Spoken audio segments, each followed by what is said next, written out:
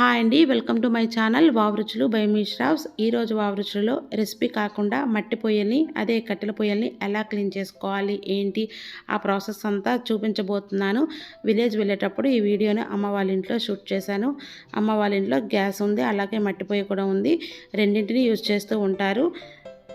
Gas స్టవ్ని అయితే మనం లిక్విడ్స్తో ఈజీగా క్లీన్ చేసేస్తుంటాము. ఈ మట్టి పొయ్యిలు క్లీన్ చేసే ప్రాసెస్ అనేది కొంచెం టైం టేకింగ్గానే ఉంటుంది. దీనికోసం ముందుగా ఒక గిన్నెలో కొంచెం వాటర్ని తీసుకోవాలి, ఒక చిన్న క్లాత్ని తీసుకోవాలి.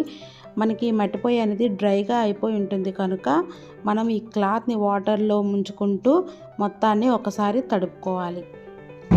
ఈ మట్టి పొయ్యిలు అనేవి వేడిగా ఉండేటప్పుడు ఈ ప్రాసెస్ చేసుకోకూడదు. అందుకని చాలా వరకు కూడా ఎర్లీ మార్నింగ్ లేచిన వెంటనే ఈ క్లీనింగ్ ప్రాసెస్ని చేసేస్తుంటారు.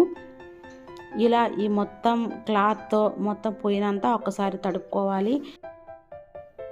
పండగల్లో అయితే ఈ కట్టెల పొయ్యిల యూసేజ్ అనేది మరీ ఎక్కువగా ఉంటుంది. పెద్ద పెద్ద గిన్నెలను కూడా వీటి మీద పెట్టి ఈజీగా వంట చేసేస్తుంటారు.